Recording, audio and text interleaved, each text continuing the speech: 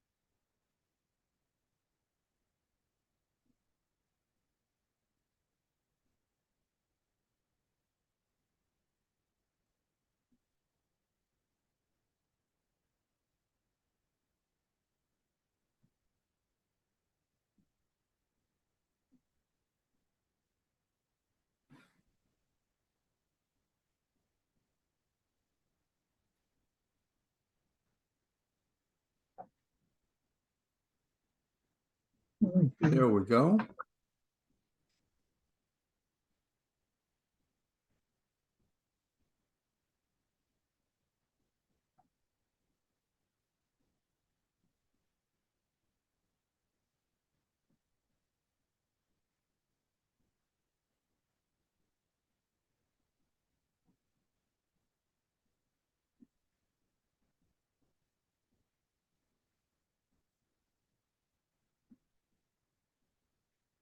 Okay.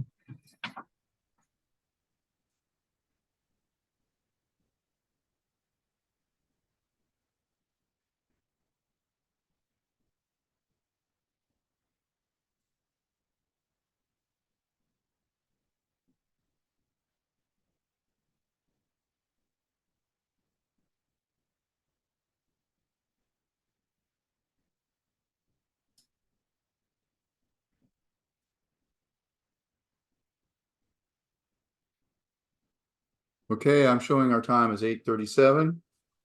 Okay, 8:37. So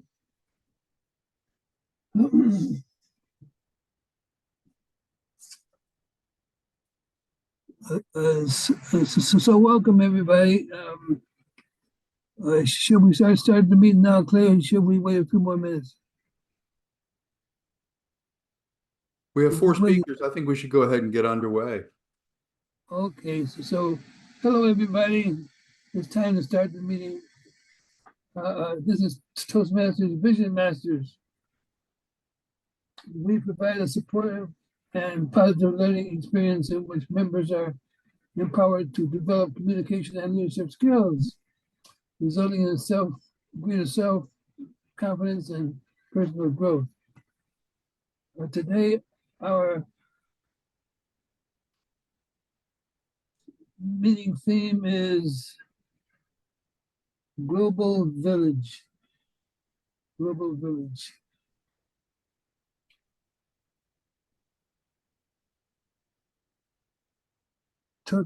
Toastmasters, in a sense, is a global village. There's clubs all over the world. There's hundreds of clubs. How many clubs are there? Clay, do you remember the number? I'm sorry, what was the question? How many clubs, Toastmasters clubs are I don't there? have that number, but it's a lot. Hundreds of clubs. There's Over 15,000 clubs. 15,000. Great. Who was that answering? I can't see my screen very well. Rosemary. Rosemary. Rosemary. Okay, great. All righty. So we're all over the world, and we're definitely right here at this moment in a meeting. So let's go right ahead, and so we can have our wonderful speeches, and we can get home as soon as we can. So first, let me invite our general evaluator. Rosemary will be speaking tonight, a purpose statement. The purpose of this project is for this member to practice developing and presenting a longer speech. The member is completing this project and has been working to build her skills necessary to engage the audience for extended period of time. This is Rosemary, or is it Rosemary? And her speech this evening, her title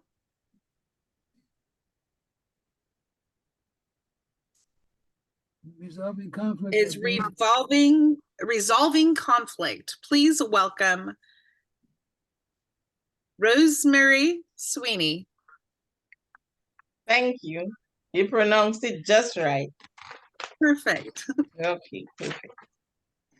This evening, I will be speaking from the Leadership Excellence series, and it is resolving conflicts. I am going to try to share my screen.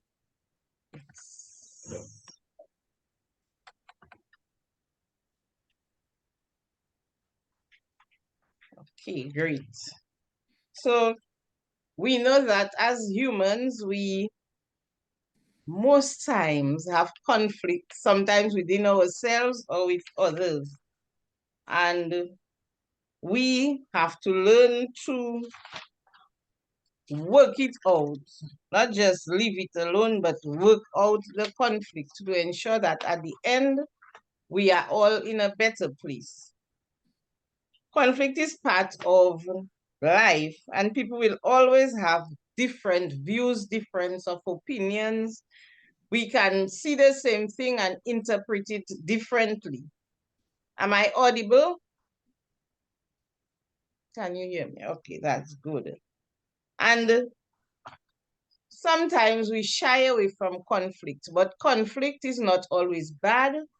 Conflict sometimes helps us to see things from a different point of view, and we make better decisions as a result. And sometimes it even gets us to bond together, because I might see something one way, you see it the other way. And when we come to discuss, we realize, hey, we could look at it either way, whether the way I look at it or you look at it, but just that we have to understand each other.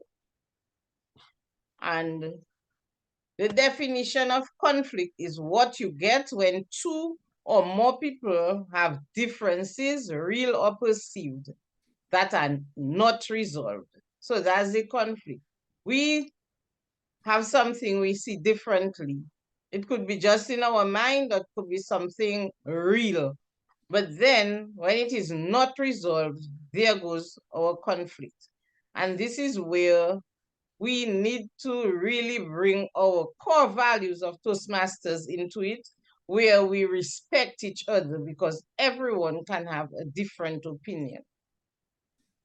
And conflict resolution is what we do to identify and address conflict in a mature and a respectful way.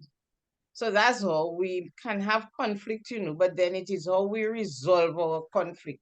That is very important.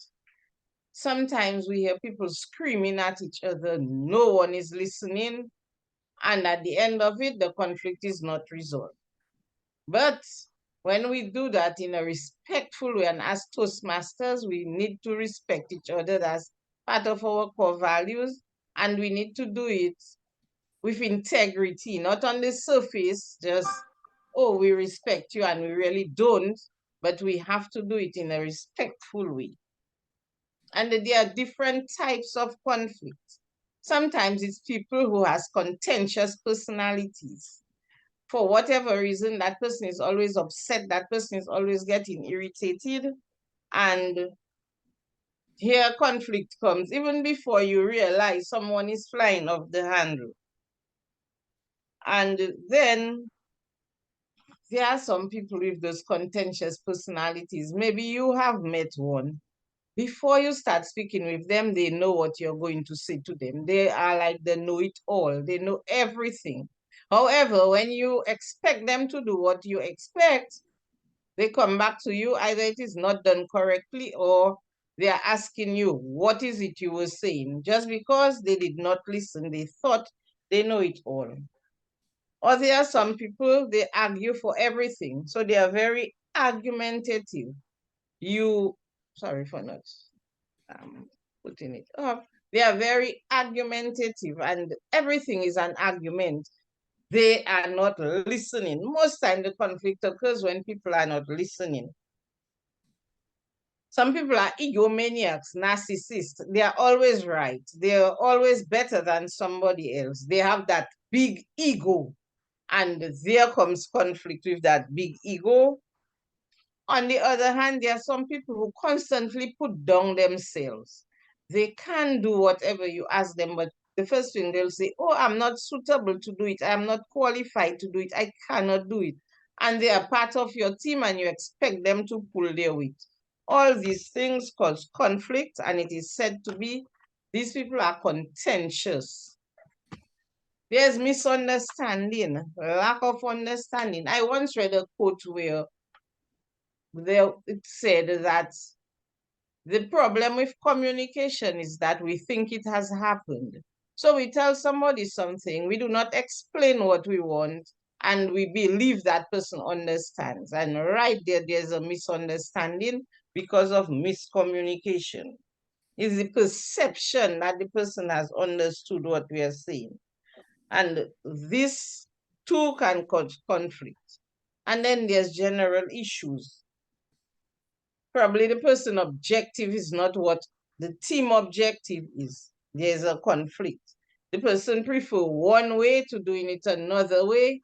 There's a conflict. There are situations where you might call a meeting, everybody agrees to what has to be done, but someone has that odd idea in their head that that's not how they're going to do it.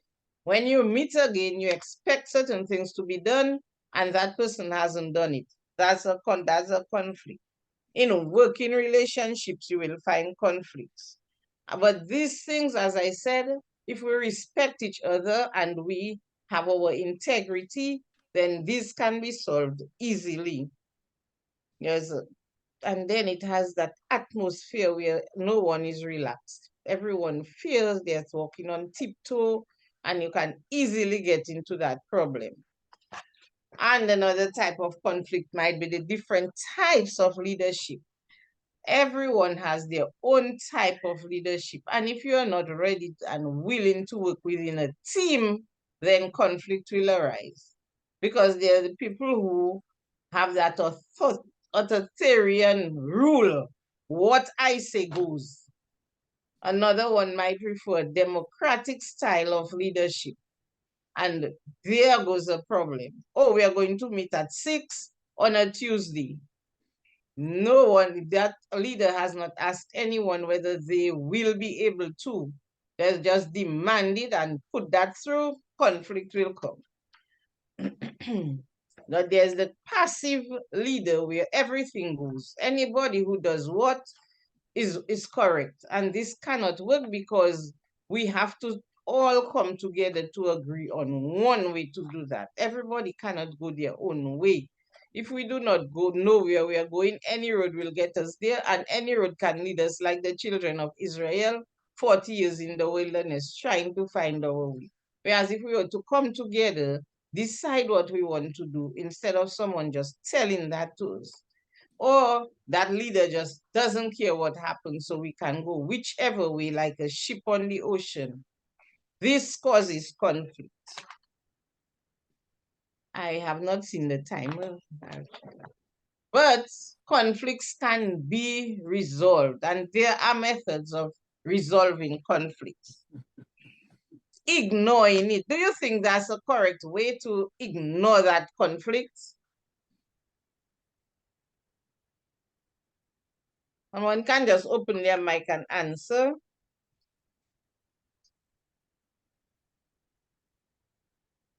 Okay, it's inside. Are you asking for responses? I was asking Maybe whether it's ignoring the conflict is a correct way. Well, I'd like to take that one. I don't think it's a good solution. It doesn't take care of the problem. The problem is still there, so hasn't Right. been addressed. Yes. If it is a simple thing, we can ignore it, but if it is important, we have to ensure that we work on it, because leaving the conflict unresolved just festers a bigger problem at the end of the situation. Or some leaders will just smooth it over. Again, when it comes to issues that are not so important, you just try to placate everyone. But if it is an important issue, you cannot just smooth it over. You have to deal with it at the moment. Ensure that the method you deal with it creates harmony and goodwill. Someone does another team member something negative, we cannot just smooth it over, because the person is hurting. So we have to come together and ensure that goodwill prevails and we are in harmony. Neither can we force.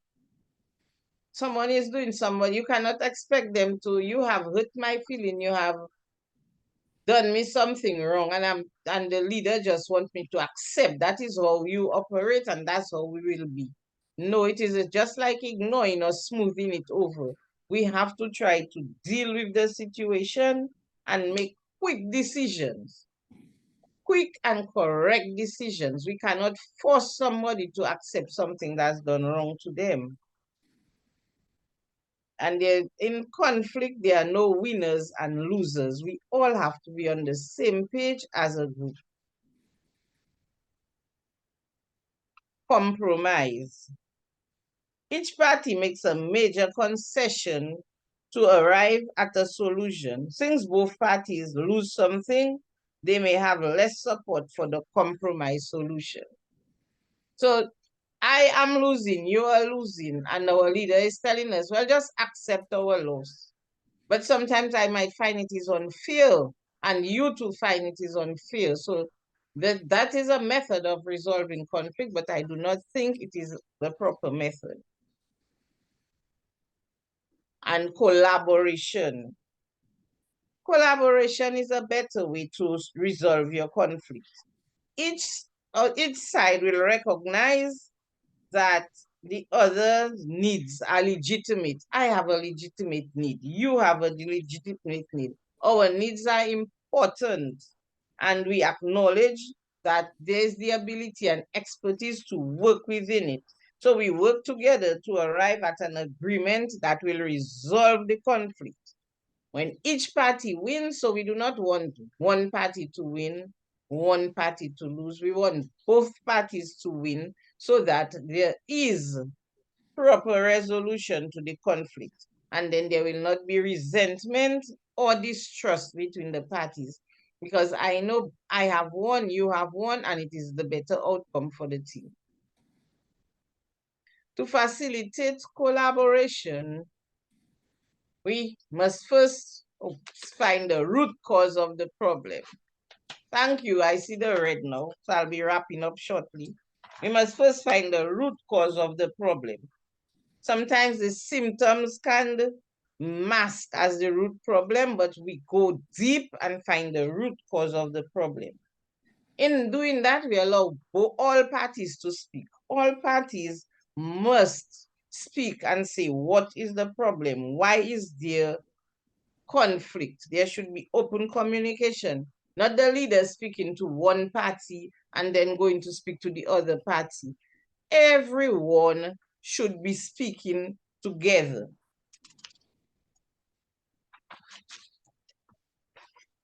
So we have to find the root cause of the problem, allow all parties to speak. And a word of caution, while we are trying to resolve the problem, we should not let emotion consume us. So the parties should not let their emotion run wild and just start shouting at each other. No, this is just a word of caution. We have to be respectful, empathetic, and caring. And this truly helps us to resolve our conflict. Don't blame each other. Use more I. This is how I see it. This is how I would like it. This is how I. So you are not accusing and pointing fingers. and encourage all parties to listen. Listening is very important. Identify areas of agreement, disagreement, and agreement, search for solutions, and then reach a consensus so that all parties win, as I said earlier. What you could do is write down all ideas as they are generated. This is in the brainstorming method. Evaluate positive and negative. Narrow the list of ideas to best solve the problem. When we are leaders, we must resolve our conflict. So as I said, conflict is there. It has been there for eternal. But then when we come into situations where conflict arise, we must seek to resolve it. Thank you.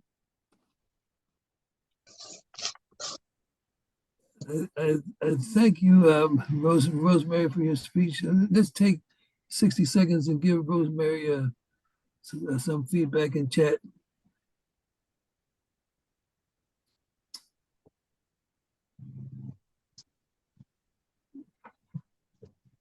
And do we have a timer? Is our timer?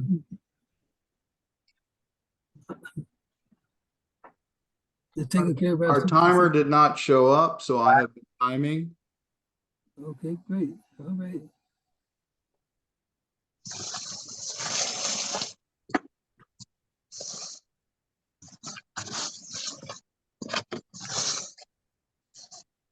I had to find a few improvised devices for coloration. Okay.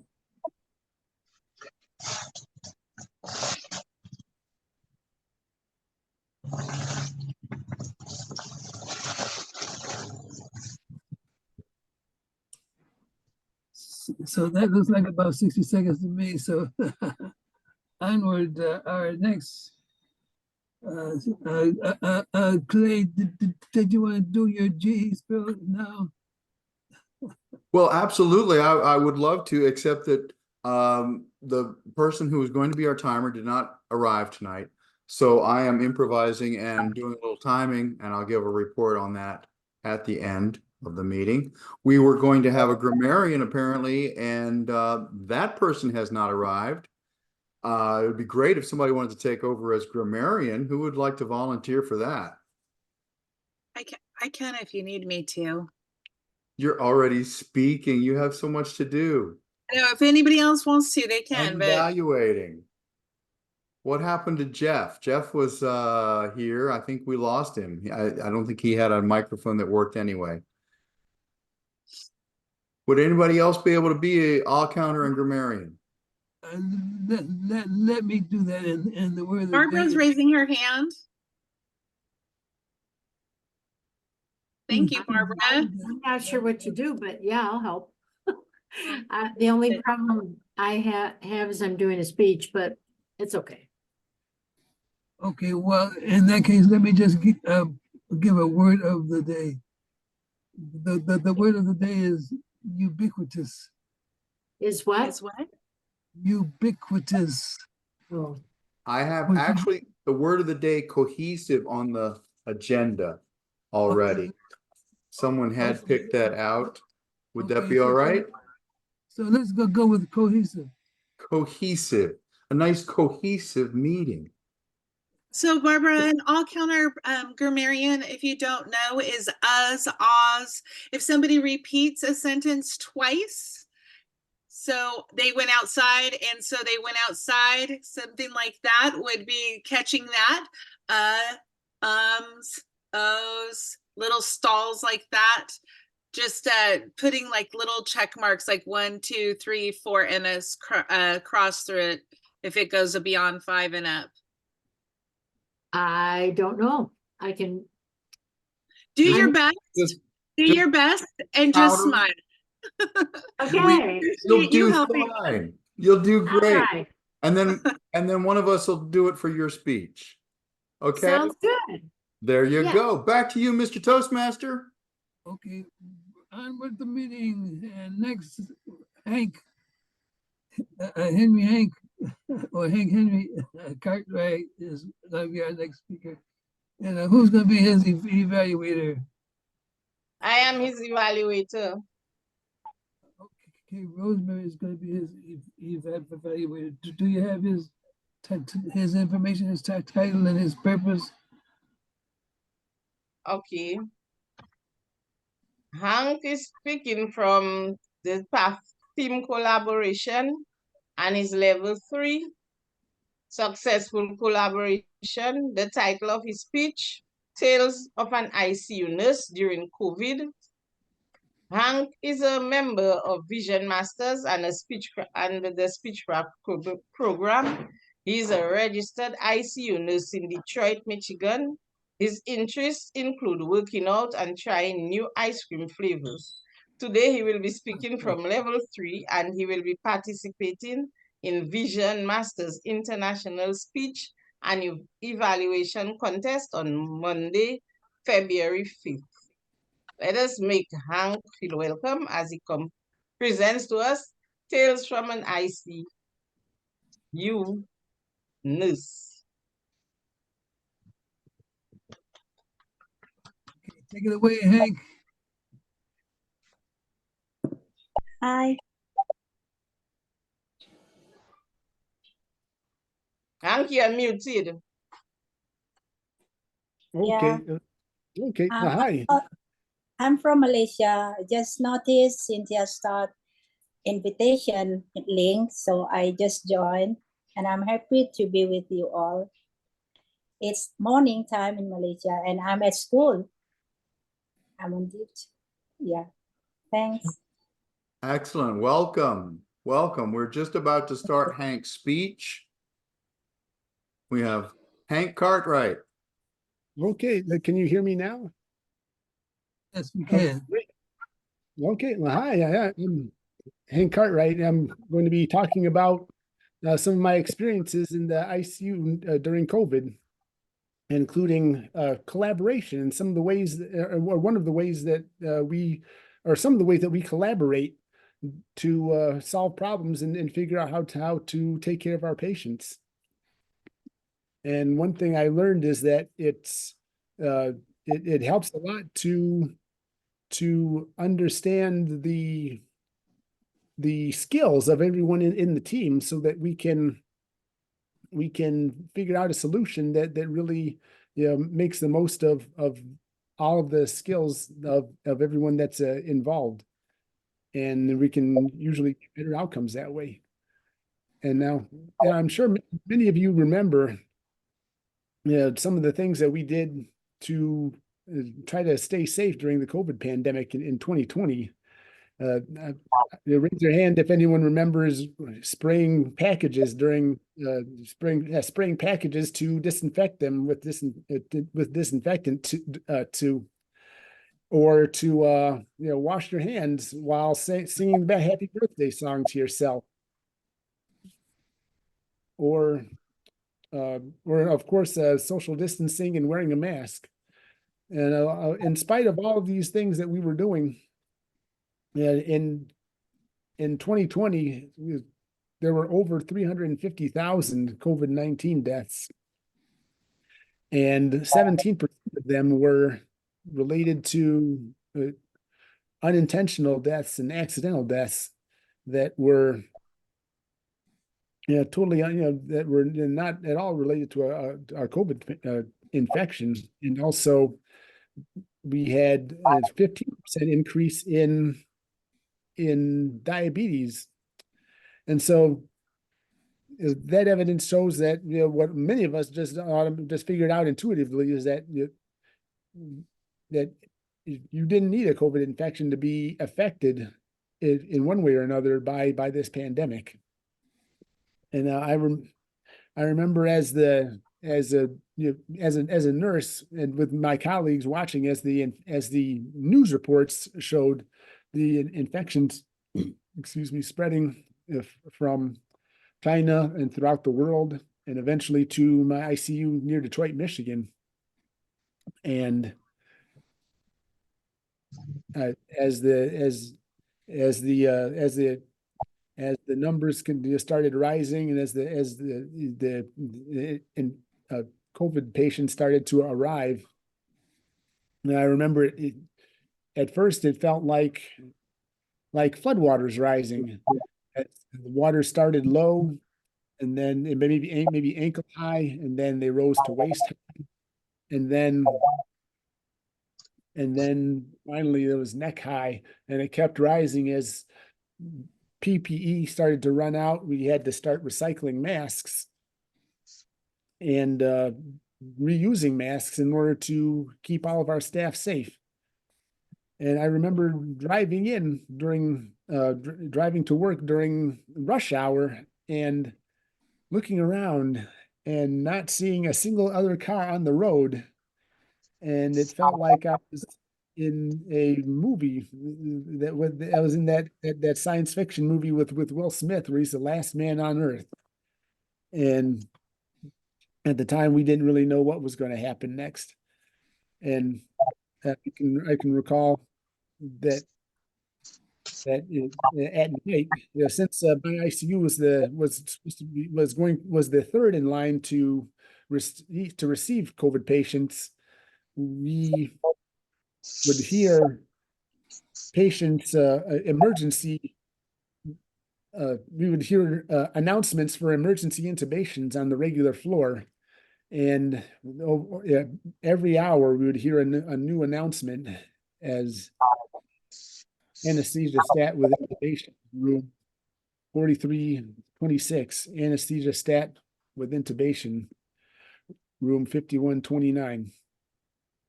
And we all knew that the floodwaters were going to continue to rise, and things were going to get better. And in a week, my ICU went from no patients to half full to completely full with COVID-19 patients. And one thing that helped us to get through this situation was that we were able to collaborate. Now, one thing with collaboration, it involves a team working together, and also we don't always have to agree. Part of a good collaboration process is being able to disagree in a constructive way, and also it helps to understand the skills of the different team members so that we can figure out a solution.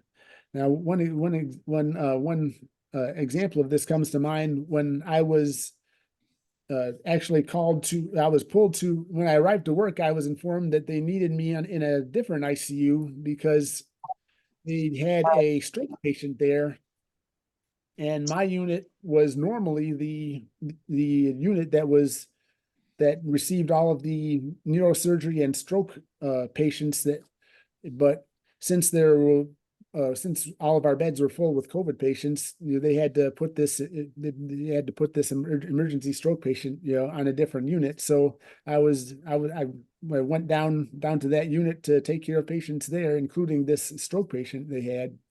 And that night, one of my patients who had COVID was doing better and was ready to be transferred out to the regular floor at the same time that my stroke patient was getting worse and suddenly lost some of his reflexes that were a sign that there may be new bleeding in his brain, and so he needed to go to the CT scanner so we could scan his head and see and look for any new bleeding. But at the time, I can't do two things at once. And so I asked the nurse. I asked one of the nurses, or asked a couple of the nurses to help me. And at first, I said, "Why don't you, help to, transfer this patient doing well out so I can take the sick patient to the scanner?" And the nurse said, "Well, we don't really know enough about this patient. We've been taking care of our own patients. Why don't we take the sick patient down to the scanner? Because that's something that we do routinely. But getting it would be, since you know more about the patient transferring out, it would make more sense for you to transfer that patient, and so that you can give a report to the nurse taking over, and you'll be able to answer more questions. And that made sense. And so, that was an example of, and so so that's what we did. And that's an example of us disagreeing in a constructive way, and also considering, the different skills of the people in this collaboration. And so, yeah, I'd say it definitely helped to be able to disagree in a constructive way, because sometimes, solutions to problems were not always clear. But teamwork helped working together and collaborating was what, helped us to take care of patients. And that's all. Back to you, Mr. Toastmaster. Well, thank you very much for your speech, Hank. And let's take 60 seconds to give Hank some feedback in chat.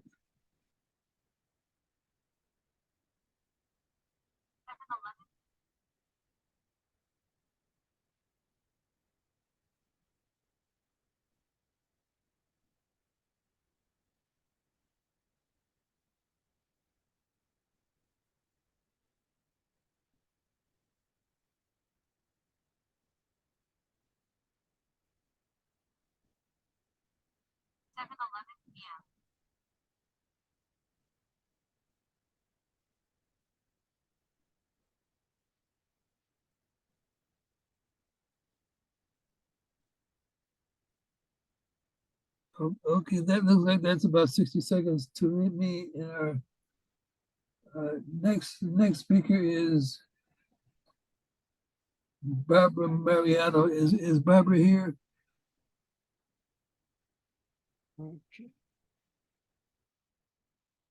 I'm right here.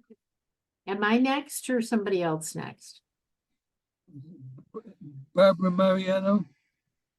That's me. Okay, good, great. And your evaluator is Clay. Clay, were you going to evaluate Barbara? Sorry, what? Who's going to evaluate her? Michele, are you evaluating Barbara? No. No, I thought I was going to be evaluating her tonight. Okay. That's correct. Hank is her evaluator. Do you have her purpose, Hank, or anything about her speech? I have the evaluation form that Cynthia included with her email. But I don't know any details about the speech. That's okay. I can Barbara, revise. Barbara, can you help us with that? Sure. The name of my speech tonight is called Buddy the Wonder Dog.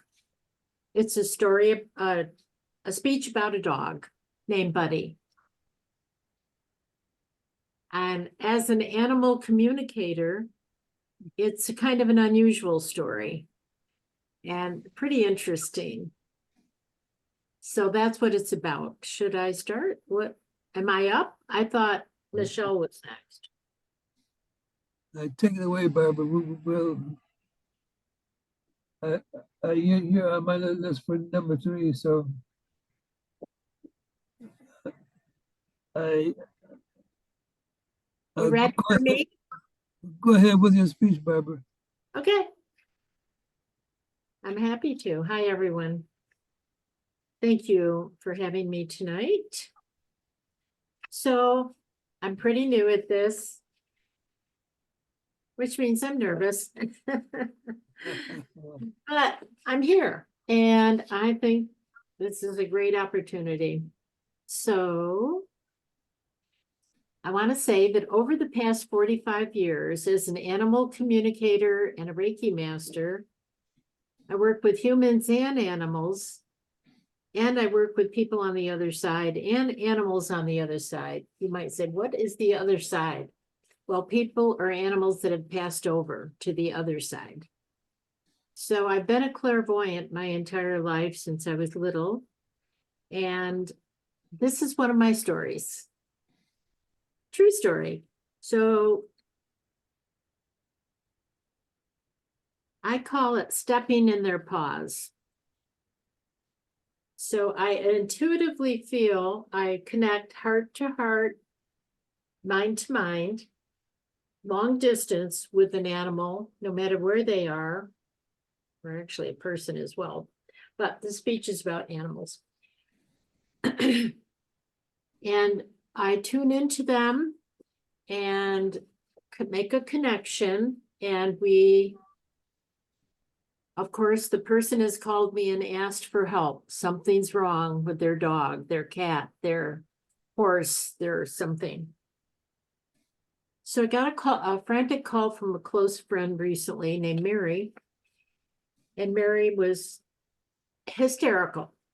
You have to help me, buddy attacked me. My sister's dog attacked me. I had to take a chair to fight him off. He was going to kill me. I'm sure he was going to kill me. Hang in. Calm down, Mary. Let's talk about this. What happened? I was in my sister's backyard. She and her husband are deaf. My sister went in the house. Buddy found me in the backyard and he was trying to kill me. I was screaming my head off. My sister, of course, couldn't hear. Nobody could hear me except the whole neighborhood. And finally, my sister came back, found what was going on, grabbed the dog off me. He actually, the chair saved her. And why I'm calling you is I thought I'll never be able to visit my family again because of this vicious Doberman. And I want your help. I said, don't worry, we'll do a session tomorrow, the next day. So as I described how I tune into the animal, we were on the phone. I called in Buddy's energy and I was asking her a few questions because she was calmer. And apparently the history she knew about him was that he had been in a very dangerous pit bull ring of, you know, how they dog fighting, killing rings, which is a terrible thing, illegal ring. And he basically got sick, thrown out of the ring to die. The animal patrol picked him up and these lovely folks adopted him. So it's a pretty grisly story from that point of view. But here's the good part. That's what I'm here for. Is my part. My part was to step in and connect with him and find out, get his experience about what happened. And so I asked in, you know, what I call it mentally, spiritually, I began to get a download of pictures from him because that's the way I communicate in the energy work. As I tuned in, I heard the words, why don't you just let me go? He was so discombobulated from everything that had happened and depressed. And so my job again, as I said, animal communicator, get their experience. What that means is, I'm so sorry, buddy. I'm so sorry what happened to you. I will try to do whatever I can. And then I work with spiritual guides and teachers from the other side. And they then told me that he needed intense, nutritious food. And they gave me the formula to tell my person, Mary, my friend Mary, bone broth, raw meat, cooked rice and veggies. Well, Mary took that information back to her sister, and right away, she and her husband went out and got the right stuff for Buddy, put him on this amazing diet, and for 3 weeks, they watched him turn into a happier, healthier version of Buddy. In the meantime, Mary and I had done several sessions, including Buddy, for 4 or 5 sessions. Then I felt it was time because the first thing was her intense fear of having to deal with him and scared to death he would attack her again. So I told her that it was time for her sister and her and Buddy to go for a walk in the park.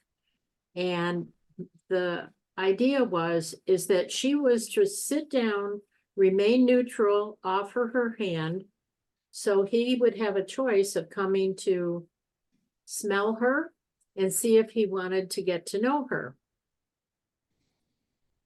He walked right by. No.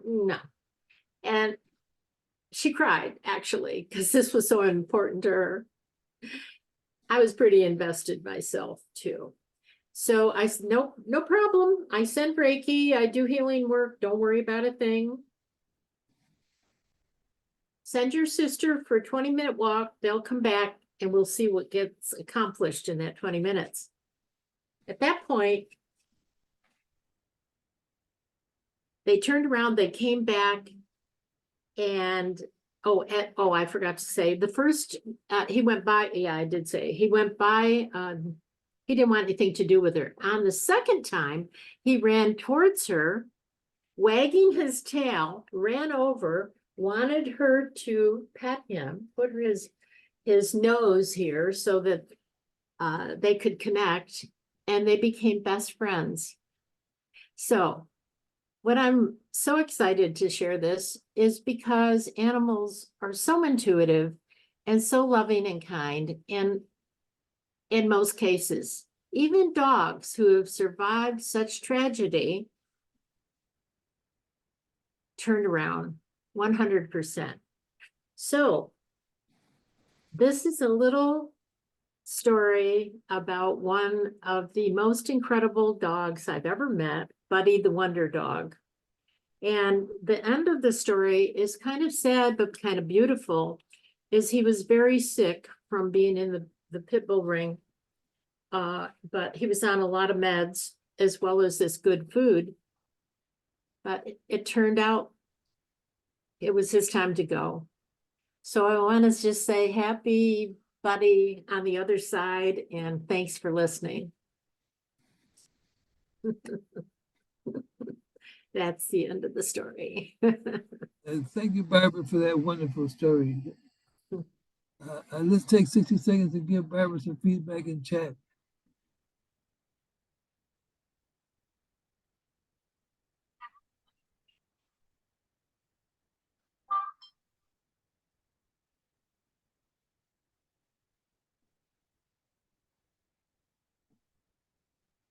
I actually don't see how I can see my messages. This seems not to be downloading them.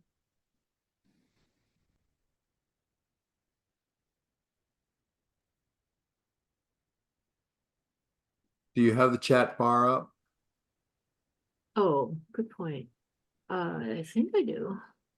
Look at the 3 dots that say more underneath it if you can't see it, and then you can scroll to it.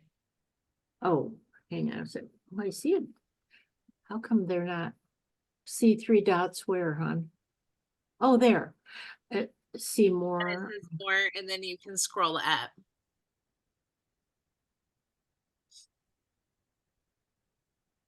I'm hitting more. It's not showing me anything. If you hit the 3 dots, you can't see that. Oh, I hit more. Let me try the dots. It just says captions. Okay. I don't see anything at this point. Sad to say. And I have it, it says meeting chat, so I am in the right place, I'm pretty sure. That was a sweet story, Barbara. Thanks for sharing. Great job. Great story. Great story. Wow. Great job. Thank you, because I can't see it. Good job. You did amazing. Good job. Thank you. It's my pleasure, for sure. 60 seconds is up. 7:25. Okay. We have one more speaker. Is that Rosemary? That's Michele. Michele, I'm sorry, Michele. Who's Michelle's evaluator? I will be. Okay, take it away, please. Michele Waufle will be giving a 5 to 7 minute speech from the strategic relationships path. The purpose of this speech is for the member to practice writing and delivering a speech that inspires others. The purpose is to inspire the audience. Her title is Everything You Need, You Already Have. Michele Waufle, everything you need, you already have. 5 to 7 minutes. 5 to 7 minutes. You're on mute, Michele. I appreciate you for letting me know that. Thank you. Did you ever understand how we are all built like a human computer? Why don't they tell us this when we're really little, like in kindergarten to start? You see, repetition is the law of learning, and that dates back 3000 BC. What we are inputting, we're going to get out. Are you taking the time to input your human computer? Let me just say, I'm Michele Waufle. I'm a mindset coach, and I really actually help people develop different tools that they can integrate into their life on a daily basis. Think about it. Every single Monday, people are like, oh, it's Monday. Who programmed that? And how did we all pick up on that and make it to be such an incredibly awful day? I actually say it's Motivational Monday. I'm going to get my week started. It's going to be great because I actually decided to start that on a Monday. And I do that every single Monday, every single time, all the time. And now I just think of it being, oh my goodness, it's going to be an amazing week. It's going to be awesome. I can't wait for it. And guess what? As a result of that, amazingness comes back. You see, whether if you believe in God or the laws of physics, Albert Einstein actually proved the same thing that Jesus Christ and Buddha was saying. You see, whatever it is that you want, match the frequency of what you want, and you can't help but to get what you want. It can be no other way. It isn't philosophy, it's the laws of physics. Jesus says, whatever you ask for in prayer, you'll receive if you believe. But the double-minded, you can't believe and then have doubt and believe and have doubt. You're getting two different messages there, and you're wondering why you're not getting where you want to be. You see, you already have it, but you just have to make a decision and take personal responsibility on what it is that you want to have. And you need to stay focused. But what if you can't? You just need to disrupt that pattern and not give energy to where you don't want to be. You see, whatever it is that you feel, you experience, that Buddha says. So what is it that you are feeling? Why aren't we really connected to our actual feelings in the first place? You know, the closest and quickest way to get there is your five senses. Whatever you smell, whatever you see, whatever you hear, whatever you taste, whatever you feel like temperature wise, and whatever you feel in your heart, in your belly, your body, mind, and soul. Are you plugged into that? Wait a second. Close your eyes. Shh. Close your eyes right now. Come on. Let me see those eyes closed. I want you to picture the best moment of your life. Right now, I just want you to visualize the best moment of your life. You know what's so amazing is all of you guys all start to smile as soon as you absolutely start visualizing the best moment of your life. Why? Because it's an experience that you feel. And in that moment of that experience that you feel, you are literally changing that frequency inside of you. Plug into that. What are your goals? What are your ambitions? Think about those things and then bring into that best feeling, that best emotion that you have. Then start experiencing those feelings that you have about your goals as if they're already accomplished. You see, when we take the time to do this on a daily basis, we start to actually reprogram that human computer. And the more we practice it with the laws of repetition, it is literally a game changer on how we act, how we react, and how we come across everything that we do in life. What about that others really ridiculous programming about, oh, it's been just a really bad day. I guess I'll just have a better day tomorrow. Why do you want to wait till tomorrow? Let's do it right now. Bring yourself to that frequency right now. Change it up in the moment. Get yourself fired up. Stop dealing with like taking on this information that we decided to buy into by accident. What are you feeding your mind? What music are you listening to? What is on your television? Are you playing video games that are violent? What are you feeding your soul? And how does that make you feel? Because what you feel is what you're going to experience. And your mind to make a decision is what you already have. So if you don't like what the mix is, change it up. Start bringing yourself to the best moments of your life. Start experiencing that for real. Start taking personal responsibility for exactly where it is that you want to be, exactly what it is that you want to feel.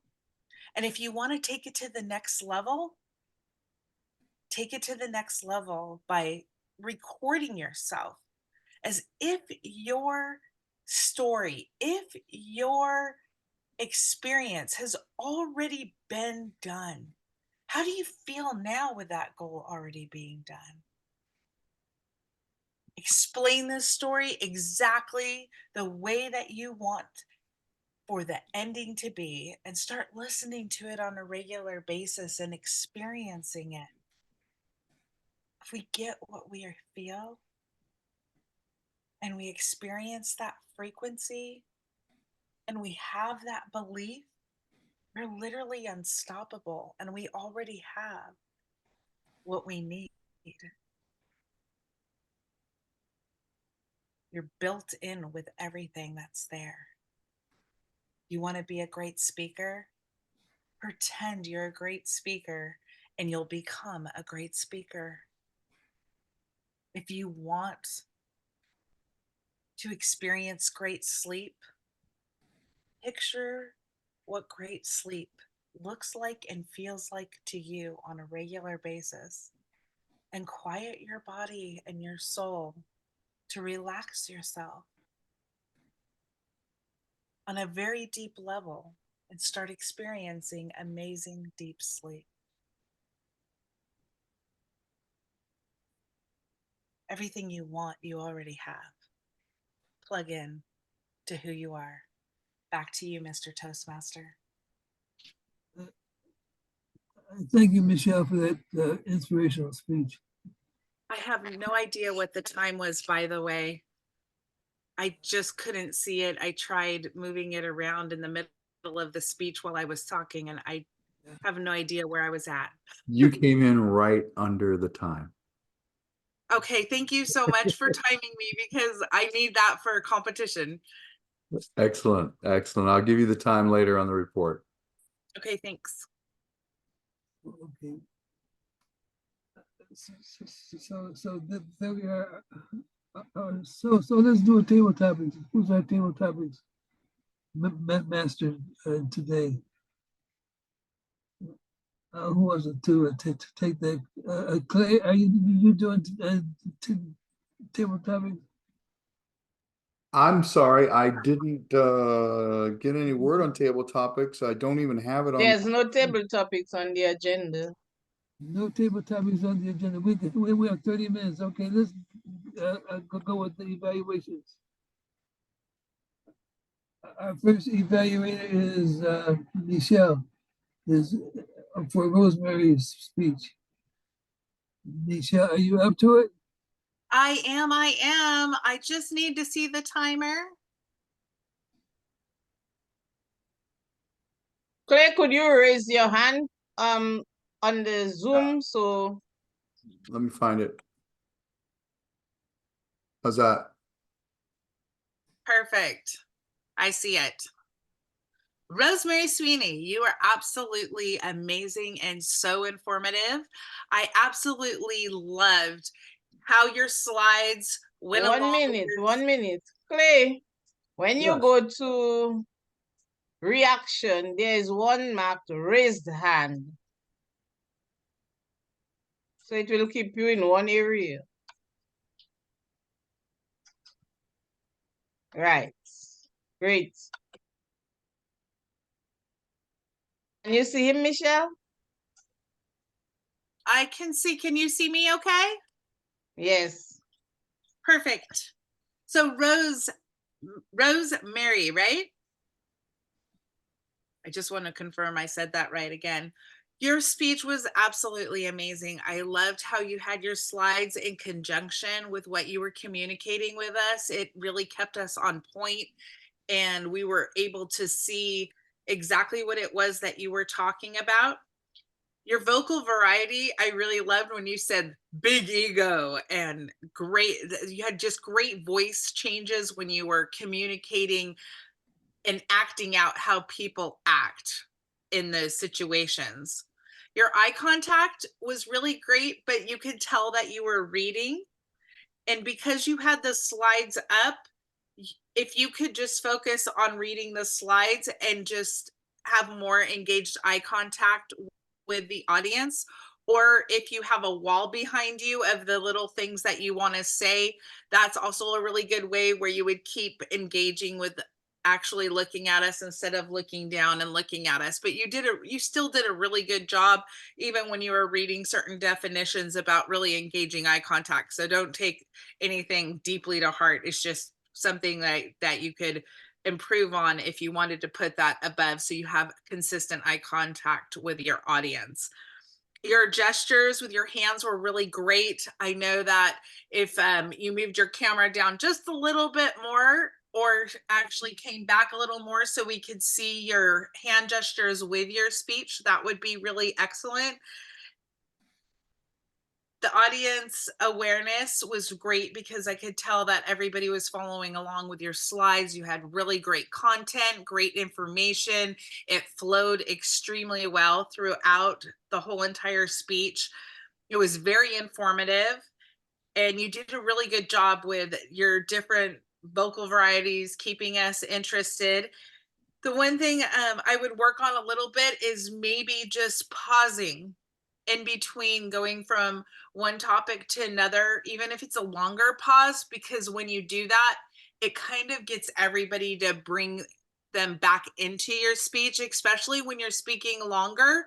It helps people that go, oh, why did she stop, kind of for a second, and then it just brings people right back in, which is really great. And challenge yourself. The only thing I was saying about challenge yourself a little bit is to try to do it without reading at all, and that would make the most excellent if you could just have it more memorized so you're not reading it at all. Other than that, you did absolutely amazing. Thanks for sharing your speech with us tonight. Back to you, Toastmaster. Thank you. Michele, for that evaluation. So next, we have Hank's evaluated. Who's evaluating Hank? Is it Rosemary. Rosemary? Are you evaluating Hank? Yeah. Well, take it away. I can't wait to hear your evaluation. Thank you, Mr. Toastmaster of the evening. And thank you, Hank, for your reflection at the time of COVID. When COVID was ripe and everything was happening all around us, although you made it a little light in that we had to remember how when we washed our hands and was singing the happy birthday song. I love the pace and clarity of your presentation. I saw some hand gestures. For example, when you were looking, you had your hand up above your eye and you were looking around. As I said, the singing the happy birthday song, and I loved when you gave the story about the time you were called to another section, although you were working in the area with the COVID people, you were called to the stroke area. Here I realized that you're really a nurse at heart, because here is it, you're thinking of your people with the COVID, and yet you went on to assist the gentleman with the stroke or the patient with the stroke. I think that was very commendable of you. What I would have loved would be to hear some more vocal variety. When you were asked to help and you had that urgent situation, you could have had some more urgency in your voice when you asked whether they would assist you with that patient. But then someone else responded, you could have another voice, like a female voice. No, why don't you do it yourself? Something like that, to show the different people speaking.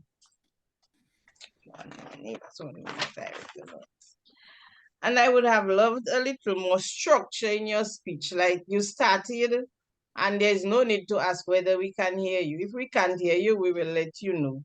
So that threw off your opening a little, and then I really did not get your opening. I knew the body, and I did not know the closing. So probably you could have started by saying, okay, you're going to share that experience, and we'll hear what happened on the ward, how your team collaborated, something like that. And at the end, I could hear a conclusion, because I did not hear the conclusion. You stopped, and it was we could have said in conclusion, we heard whatever, 1, 2, 3. Overall, I loved your presentation. And I noticed that the timing. So when you go over your speech, you have to know to cut out some parts of it, because you will, over time, you will hear the timer tell that to you. But overall, I loved your presentation. I loved you had statistics, you knew your figures, like you're a real nurse, you took note of those things.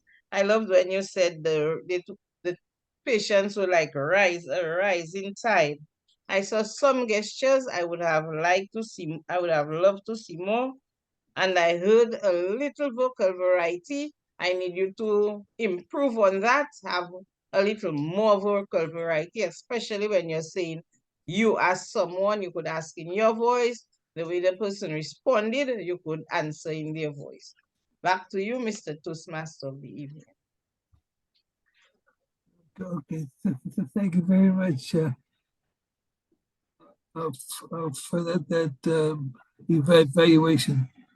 So next, I think we have one more evaluation. Do we?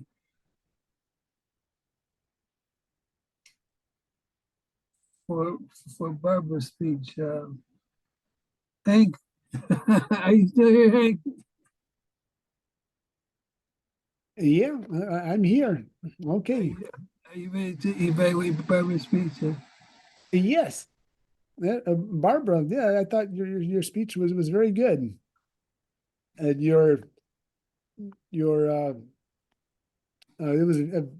it was very engaging story. I felt like I was you made me feel like I was there, and I was seeing what was happening, and I really, yeah, you kind of drew us in. So I felt that I connected a little, with the dog and the situation. So it really, helped me to care about, what was happening.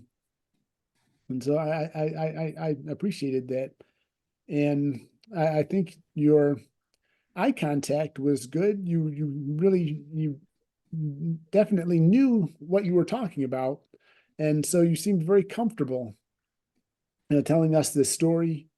And when you're looking into the camera, you're kind of drawing us in, and then you're also your body language was good, and it helped to make to help to kind of communicate what was happening as you were telling the story.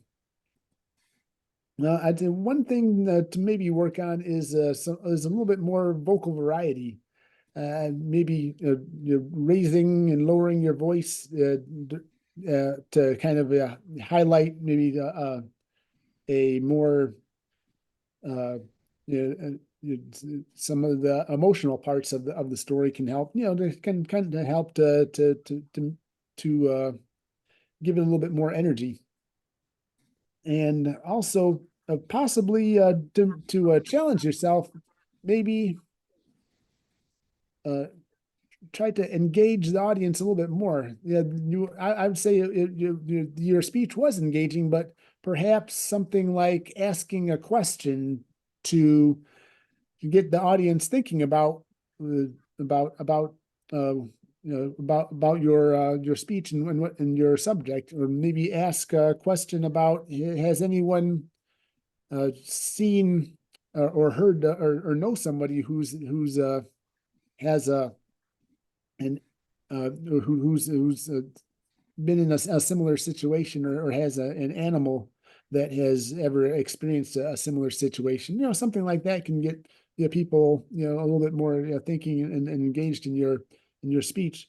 But overall, yeah, I feel that it was very good. And especially for a second speech, I'd say it was there was a lot of good things. And so well done. And back to you, Mr. Toastmaster. Well, thank you, Hank, for your evaluation. So it looks like we've got about 15 minutes left in the meeting. Maybe it's time for us to have a little fun. There's one more evaluation. One more evaluation. Who's? I get to evaluate Michele. Oh, that's right. Don't forget that speech. How could you forget that speech? Well, take it away, Clay. Thank you, Mr. Toastmaster. Michele, I really enjoyed your speech. That was a very, very well done presentation. And I loved the title and theme. Everything you need, you already have. I thought that was really insightful, and I wanted to find out. It made me want to find out, how does she know if I have everything I really need? So that's the challenge. I thought, first of all, you exuded confidence, and that is the key. You were confident in your message, and you were confident in yourself. And that's the key to connecting with your audience. It was a good move on your part to stand in front of the camera. It gave you a lot more freedom of movement, didn't it? It gave you freedom to communicate with your body. You use your body language. Exactly. And that is key. They tell us, any study would tell you that about 90% of what the audience is receiving isn't verbal. It's from the body language. So that was a great move there. And you communicated very, very well with the audience there. You had great eye contact with the camera. I know it's hard to do eye contact in the Zoom environment. The camera is your only portal to the other people's eyes, and you did wonderfully there. You focused right on that camera. Your vocal variety was also impressive. Some people have vocal variety with tonality. Some of them are musical. You use the idea of going loud and then taking it down soft, which forces the audience to come in a little closer. Listen to what I'm saying because it's softer. And that was a really good technique, especially woven in with the message you were giving tonight.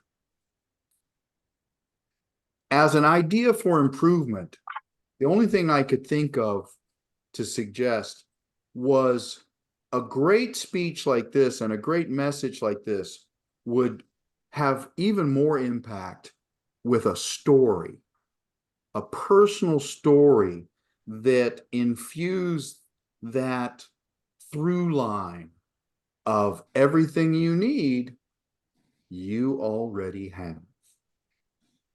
A story that would take up most of the body of the middle section of that speech would be very, very effective in putting over the message that you were trying to get across tonight. Other than that, I thought you've really made advances as a speaker. It seemed very professional to me, and I'm sure to many others in the audience. And I really thank you for it. I thought it was really well done. I can't wait to hear another one. Thank you. Back to you, Mr. Toastmaster. Well, thank you, Clay. Don't go away because you're the general evaluator, and let's. I'm not going anywhere. Are you ready to give us a GE report? Are you ready for that now? I'm ready. If you're ready, because I do want it in on time. Okay. All right. So I want to thank everybody who were messaging me and prompting me to get the hand up and highlight that and pin that, because I was doing a little juggling here myself, trying to take notes, write down times, keep the timer going and everything. So thank you, everyone. For a guy who hasn't done this for a while, it was a little challenging. We had a lot of things going on. The timers report. Let's get to the speakers first. Rosemary's speech, I didn't catch how long it was supposed to be, and you might have missed being able to see the timer, but I timed it at 14 minutes and 27 seconds. Hank Cartwright's speech, 8 minutes and 55 seconds. And Barbara's speech, 8 minutes and 27 seconds. And Michele, why did I not write down your, I did write it down. It's over here. You had 7 minutes and 28 seconds. Well within the 7 minute and extra 30 seconds that you're gonna have. So yeah, that was perfect. 7:28. For the evaluators, Michele evaluating Rosemary's speech, your time was 2 minutes and 49 seconds. Rosemary's evaluation of Hank's speech was 3 minutes and 7 seconds. Hank's evaluation of Barbara's speech was 2 minutes 56 seconds, under the 3 minute mark. And I timed myself in my evaluation of Michele's speech at 2 minutes and 54 seconds. That is it for the timers report. And Rhonda, thank you so much. I did not have backgrounds, but you did. It was much appreciated. The speakers also mentioned how appreciated that was. Rosemary saying hers. Yeah, there you go. Thank you so much. Did you have any additional report on the timing? No, I didn't. My devices were working against me, so I was actually using your cues just to give the others a little bit of a better visual cue. I had a feeling that's what was going on. I appreciate it so much. You're Thanks. welcome. Good working with you on that one. Okay, and that is it. Do we have a grammarian report? Barbara, you were going to look out for ahs and ums. Barbara, were you able to record any incidents and accidents? You know, I was too busy to do it. I apologize. That's quite all right. That's quite all right. Next time, I'm going to get you to do that. I'd like to try again. Okay, we were supposed to have Bruce here. I was hoping he would help out. Anyway, that's it. Back to you, Mr. Toastmaster. Okay, I think we're moving right ahead. We've got 5 more minutes, just enough time for a joke.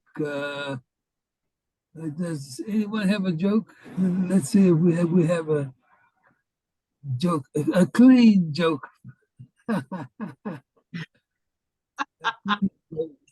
Not very funny. Okay.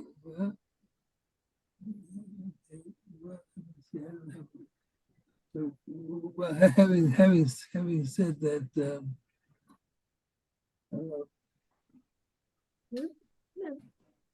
We're missing Mike tonight, the joke master. You know, right? Yes, he's always saw got a joke today. I he's saw a always got joke one in his today. back pocket. There you go. Oh, yes. I saw a joke today. I don't know if you all see it where you are at, but there's always a joke with Captain Kirk from is that Star Wars or Star Trek? I always mix them up. Star Trek. Star Trek, right? And he's speaking to one of the female characters, and the female character is saying, when I moved out of home, my parents gave me a locker with my picture in it. And Captain Kirk responded, so you were independent. Did you get it? Independent. It took me a while until you remember that locket and pendant are synonyms. Then she was independent on her own out of the house. So I thought that was really cool. Dr. Wade, we have several guests. Would you like to ask them how they enjoyed the meeting? let me see. We've got Judy, Michele here. Judy, are you available?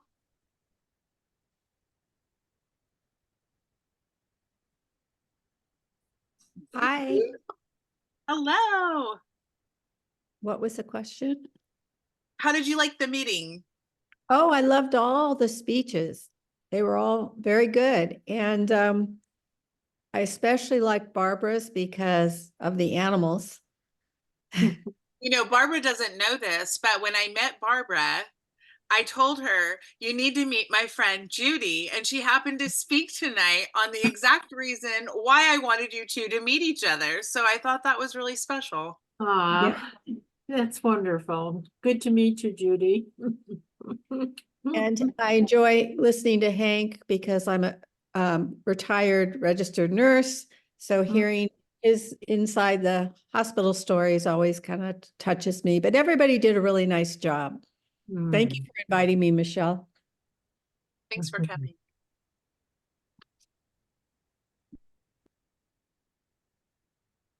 Is this a first-time visit for any of our other guests? I'm not familiar with Vipin or Abul.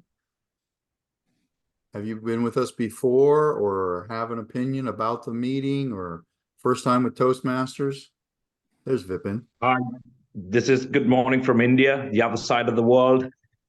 So it's a pleasure to be here at your club, and it's awesome set of speeches.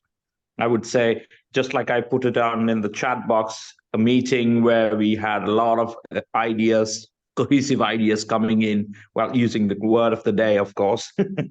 A lot of cohesive ideas coming in from the speakers and evaluators. I've been in the Toastmasters movement for almost 2 years now.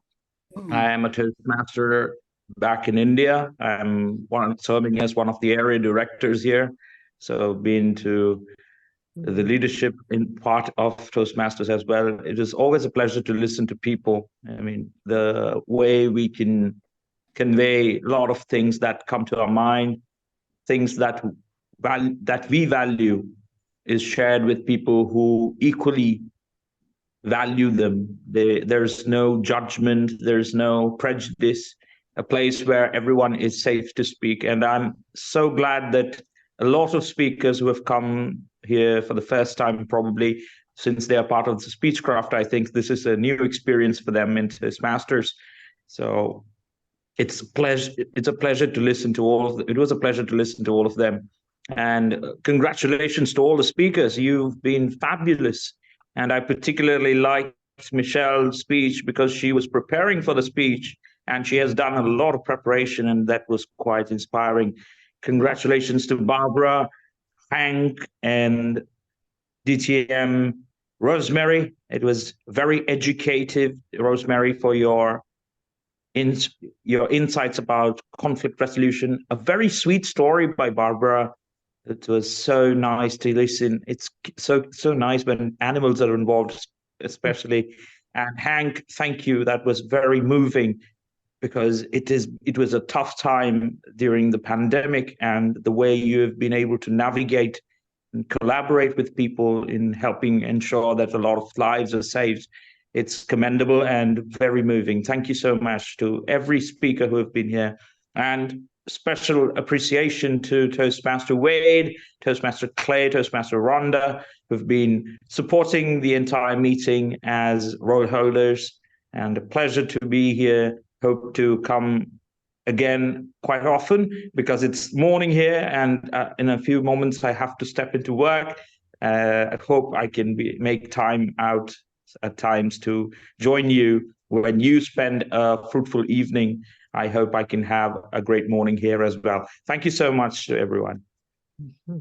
Thank you, Vipin. Good to have you with us. Dee Marie is here. I haven't heard from her. Dee Marie, do you have anything to tell us? I apologize. I'm in my car and I can't maneuver my phone, but I did enjoy the meeting, and to squeeze 4 speakers into the meeting was fabulous. To get 4 speakers into the meeting, that was great. You're doing a great job with that. So thank you so much. Thank you. Thank you, Dee Marie, our area director. Dr. Wade, do you have anything else? No, I don't have anything else. I think we're past 8 o'clock. I think it would be a good time, a good moment to thank everyone for participating, and to invite everyone to come back next week. We're going to have another exciting meeting next week. So come on back. So we'll have a meeting Thursday, February 1st. We have contests coming up. Are we still doing? What's February that? 5th, 7 to 9 p.m., February 5th. February 5th. It's going to be 7 to 9 p.m. for the club contest. All right, how many people are planning to partake in the either speech or evaluation contests? Yes, excellent, excellent, excellent. How about you, Barbara? They need somebody to compete with. I don't have a speech, so I'm not doing it. Don't scare her away. She just started. Who, me? Yes, you. Oh, I think I have only done 2. I've got a long, I don't know what I'm doing. You're doing great. Can we do that? Barbara, you're doing great. You're doing good. Because I want to do more. You know what I mean? I'm on a roll now. So when can I do that? Yes, you are. Thank you so much. Hi, Cassie. Dr. Wade, I'm going to hand it back to you to adjourn the meeting. Okay. Let me take my gavel and slam it down on this. The meeting has come to close, unless anyone has anything else to contribute.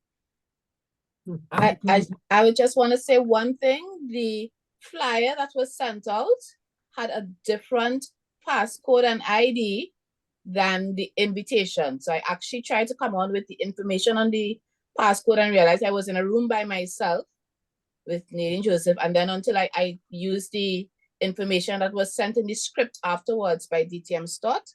So it's 2 different things. So when you're sending out your invitation, just make sure that you may have had other people, if they realize that there was a discrepancy, or if they had the right information. But Okay, because I went with the flyer first, I had the wrong information. So just to remind you of that.